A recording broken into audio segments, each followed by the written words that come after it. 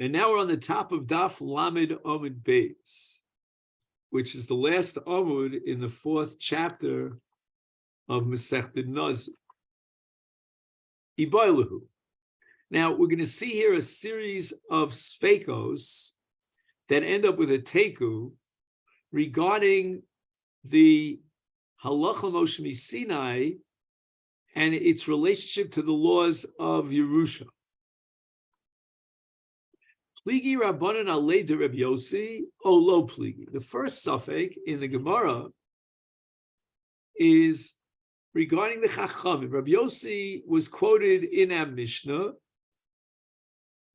and Reb Yossi made the statement that whether or not this halacha Moshe Sinai will apply, namely that the son could bring his karbanos Nazir from the mos of his father after his father's death that he inherits, it all depends upon whether he was a coexisting Nazir with his father, the two Nazirios coexisted, or it was only after the father's death that the son was makabel on himself Nazirus. Only in that latter case, says Rabbi Yossi, does the halacha l'Moshe Sinai apply that gives license to the son to use his father's mos for his own karbonis nazir, because he, the son, was makabel on himself Nazirus after the father died. What about the Rabbanan? We have a quote of Rabbi Yossi, and the silent majority here, we're the Chachamim. Perhaps Rabbi Yossi is saying something, and the Chachamim never disagreed, and it was unanimously accepted. Or perhaps the Chachamim disagree, and then we have to figure out how they disagree. That's going to be the next suffix.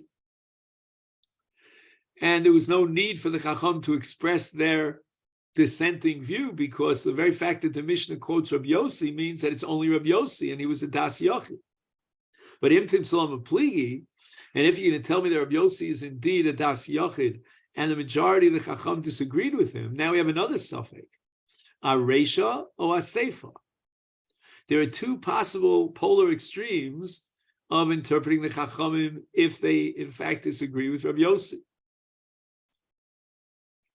It could be they disagree with Rabbi Yossi's statement in the Reisha that if there's a coexisting Nazirus, where the Ben and the Naz and the father were both Nazirim at the same time, meaning during the lifetime of the father, and there we block, according to Rabbi Yossi, the application of the halacha Moshe Sinai, and the Rabbanan say no. Even in the Reisha, even when there's an overlap between the Nazirus of the son and that of his father, he can still bring his karbanos. The son could bring his karbanos from the mos that were designated by his father in his lifetime for the karbanos of a Nazir.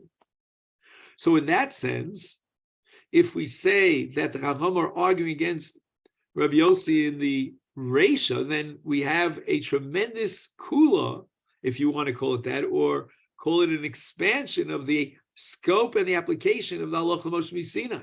But now the Gemara is going to suggest the opposite polar extreme, a Seifa.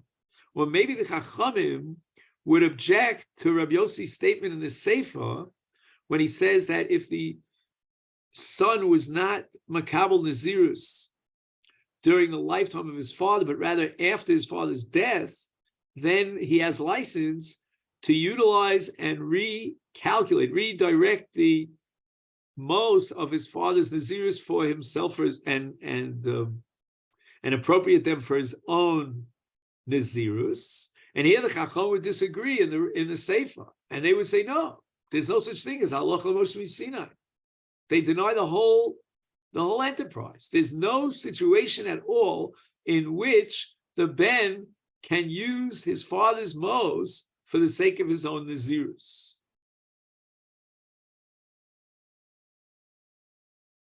So that's what I call min hakotza el hakotza. The two possibilities that the Gemara is raising, is raising, are from one extreme to the other. In the first case, we're expanding the scope of the, according to the Chachamim, of the halacha Moshe Sinai. In the second case, we're completely rejecting the halacha Moshe Sinai. It never ever applies. Toshma. Let's quote a brisa. Ketzad Amru. When do we apply the halacha l'Moshe Sinai?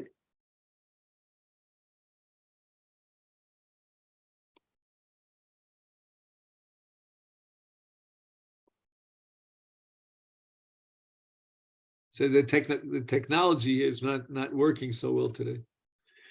Amru, when does the halacha Moshe Sinai apply? Ha'ish megalech al nazirus aviv. That halacha Moshe Sinai, which allows the son to use the most of his father's nazirus for his own karbonos. Bishayin aviv nazir, v'hifrish aviv most of the nazirus umeis. V'amar hareini nazar menashe galech al most abo zeu shem galech al most aviv. If after the father's death, the son declares, I want to be a Nazir, and I'm going to complete my Nazirs with the most of my father, that's what he can do. And then he'll use those most for his own karbonos and will apply the halacha Moshe Sinai.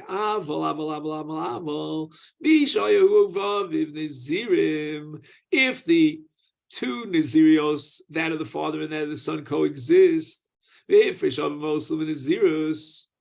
and again, they were most stam, keep in mind, right? He didn't say which one was for Chatav. Umeis, and then the father died. The most stumin of his father will now be used for a Nedava. They cannot be used and appropriated by the son, Rabbi Yossi. That's exactly what we saw in our Mishnah, Rabbi Yossi. But here we get to see the objecting sheet of the Chachamim, and that's Rabbi Eliezer and Rabbi Meir and Rabbi Yehuda, not a bad mizumah.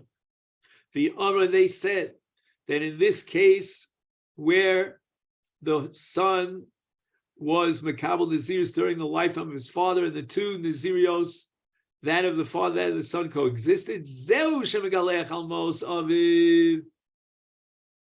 This is the case of the halacha Moshe Sinai. So you see explicitly in this brayso that the Chachamim disagree with Rabbi Yossi in the Reisha, in the case where the ben was a Nazir b'chaya aviv. Rabbi Yossi holds that there's no halacha Moshe Sinai, and the Rabbanan expanded the halacha Moshe Sinai to include even this case where the Nazirios coexisted. By the way, Rabbi, you have to calm me down about something. The Rambam writes that there's no such thing as a machlokas on halacha Moshe Sinai. I have no clue how to learn these sugyas according to that Rambam. But anyway, now he has a very important footnote here, because we've been explaining the Gemara according to Tosas and the Rosh. And basically the suffix here in the Gemara is according to the Chacham who disagree with Rabbi Yossi on in what scenario do they disagree with Rabbi Yossi. However, we have a different girsa, which apparently we attribute to the Mefaresh, and he offers the possibility that the Rabbanan disagree, and it's not that they reject the entire enterprise of the halacha Moshe Sinai, just that they have it in the opposite way than Rabbi Yossi. Rabbi Yossi has it in one, and the Chacham have it in another. And Rabbi Yossi only has it in the Sefer, where the Nazirus of the son was generated after the father's death. And the Chachamim, on the other hand, they only have the halacha Moshe Sinai in the case where there was an overlap. But the Chachamim would say that in the Sefer, where the Nazirus of the son came after the death of the father, is no halacha Moshe Sinai. So that's just for the record that there's a whole nother approach here, which is the Mefarsh. Boy, Ram. Okay, now we get back to those sfeikas that I told you end up with Teku. And those are the sfeikas about the role, if there is such a role, of Yerusha in this context of the halacha Moshe Sinai. Yesh lo shnei banim nazirim. Now, if there are two sons, that will split the Yerusha. Mao. What do we say? Shall we assume, I'm going to say it in a different order, just as an introduction, that the laws of Yerusha would kick in here, and after the death of the father, the most that he designated for his Nazirus will now be split amongst the Yarshin. If they're two sons, let's say there's no Bechor, then they will each get 50% of the most. Each, again, this is a family of Nazir, right? The father's a Nazir, now he's got two sons who are Nazirim. But the first side of the Gemara is that Hilchaso Gemirla called the Kolim Galach Galach. There's no din of Yerusha. The laws of Yerusha don't play any role. They don't kick in here. But it's rather Kol HaKodim Zacha. Whoever is first and grabs onto these mows he can be Megalech, his Nazirus, at the end of his Nazirus, with these mows. However, the Rosh says a slightly different variation of this Gemara, and he says it doesn't depend upon who grabs the mows, but rather who was Makabel Nazirus first. So you have Reuven and Shimon that are inheriting Yaakov, and if Reuven jumps the gun and he was Makabel Nazirus after the death of Yaakov, I'm going to go into Rabbi Yossi, then he will get the most. If Shimon jumps the gun and he was Makabel Nazirus first, he will get the most. O Dilma, should we say Yerusha Gmiralon? The halacha operates through the mechanics of Yerusha, Upal Gahavi, and each son gets half. Another suffix. Notice that the first suffix of Abaye, of Rabbah, was left unanswered. Boy, Rava. You know what? If we're wondering, says Rava, about the possible application of the laws of Yerusha, then what about a Bechar and a Pashut? Becharu Pashut Mai, right? So you have Reuven is the Bechar and Shimon is the Pashut.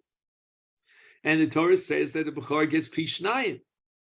Is Hilchas HaGemirlan, would the Halacha Moshe Sinai be relevant in this, would the laws of Yerusha be relevant here, to the Halacha Moshe Sinai? And Hilchach Lo Boi Geluche Lefum Mai Deshakir. If we're going to say that the dinim of Yerusha do not apply here, they don't kick in, and there's no special status to the Bechar in these mows,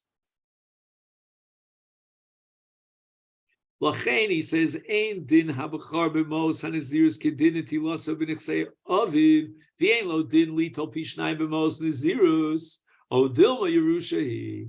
Or should we apply the halacha of Yerusha, and therefore b'kihechi the shakol pishnayim, just like he gets a double portion from the general mos, so too hachi b'galech he gets a double portion of the mos nazirus of his father. And now Rabbah adds another suffix to this suffix. And then we have to figure out the relationship between Rabbah's suffix and Rabbah's suffix. If we're going to apply the mechanics of Yerusha, and therefore what? Therefore the Bechar has a special status vis-a-vis the most Nazirus of his father, from Shaki, the Shaka Megaleach.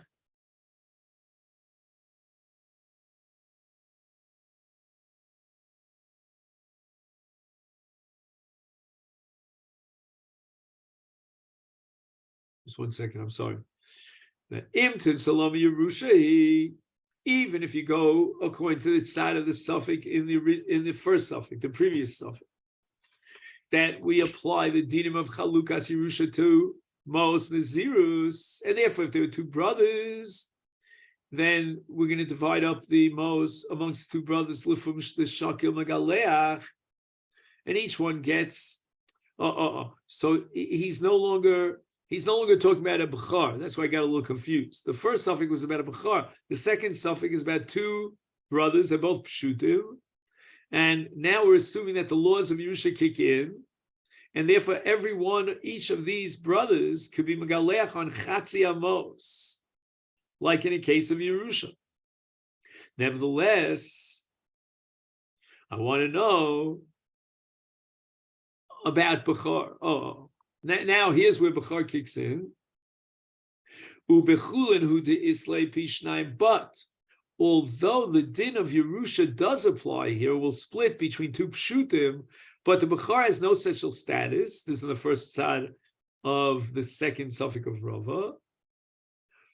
And the reason for this is because the Torah in the parsha of Chulin, with regard to a Bechar getting Pishnayim, it says Bechol Asher Yimotze Lo. And limotze lo means that these are the privately owned possessions of the father. And the son who's bechar gets pishnai mikol asher yimotze lo meaning to the father. Avol behegdesh, but if the father designated mos for the karbanos that'll bring at the end of his nazirus lo, that's not considered bechal asher yimotze lo. Those mos, once they were designated by the father, belong to hegdesh. And the father has forfeited his own private ownership over these mos. And therefore the bechar has no rights to collect pishnayim from mos that don't belong to his father. It's not kol asher yimotze lo, but rather it's hegdesh. Hodil mosh, we say no. Came in the kanile legiluach lo shna. Since the ben, the son wants to be makabel, his rights to these mos, in order to be megalech on his karbanos, then there's no difference between the schus in these nechasim of chulin and the schus in these nechasim or mos of hegdesh, and the bechor gets pishnai.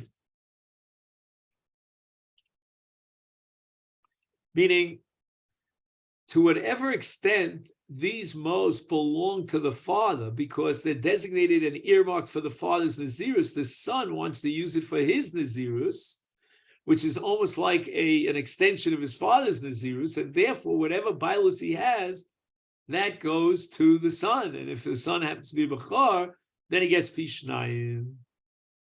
And that's considered yimotze lo. Right, there's a long discussion here about exactly what the son said when he was makabel his nazirus. Did he use a lashon hegdesh and he said harelu lekarbanos nazirus? Then again, this is according to the Rosh, the son would not be able to get pishnai.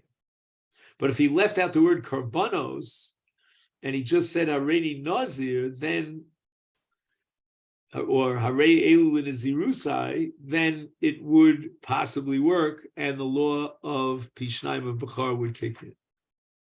Next suffix. Aviv nazir olam ahu nazir stam. Aviv nazir stam ahu nazir olamai. What if there's a fundamental difference between the nazirus of the father and that of the son in one of two directions? Either the father is a nazir stam shloshim yom, whereas the son is a nazir olam, or the other way around. Does the halacha Moshe Sinai allowing the ben to use the most nazirus of his father kick in this case? And what are the two tzaddim of the suffix? Ki gamri and hilchisa bistam nazirus. Shall we say that halacha Moshe Sinai was given only for a regular classic nazirus, but not nazirus olam? O dilmalo shno, perhaps even nazirus olam is the same in this context as stam nazirus, and just like in stam nazirus, we have halacha Moshe Sinai that the ben is megalech al mos of him. So too in nazirus olam. The imtim tzalom, and even if you'll claim that we have this expanded application of the halacha Moshe Sinai, and the ben could be megalech on the nazirus of his father, whether it's nazirus olam or stam nazirus, that's because hacha idi ve'idi nazirus tara. At least they're both nazirus of tara. But boy, Rav Ashi, what would be if Aviv nazir tamehu, if the father contaminated himself and he was mafresh mos for what? For karbanos of tumah. Vehu, but the son is a nazir tar, he did not contract tumah, and now he wants to use the mos that were designated for the father's karbanos of tumah, and he wants to add mos. Okay, this is an important point here. The mos of nazirus tumah are very limited, right? Because it's birds. Nazir tavi mevi rak tzipor v'keves liyasham. Okay, fine.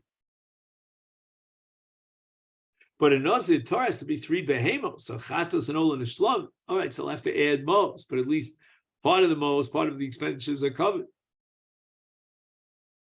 Now Rav Ashi adds another something. Aviv nazir tar, who nazir tar? Can the ben, if he is a nazir that contracts tumah, can he bring his karbanos of tumah from the mos of his father when his father was a nazir tar? My teku. Now this word teku goes back on all the sveikas that we had. Hadran Alecha Misha Omar, and now we start the Mishnah of Beit Shammai in the 5th parak. Beit Shammai Omer Hegdish Tos Hegdish.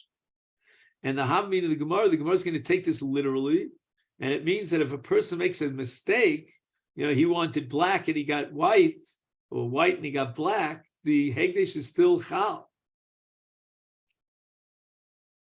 And this will apply, number one, in the case of a behemoth or carbon, or mammon, or machal, which is kedushas damim lebedek habayis.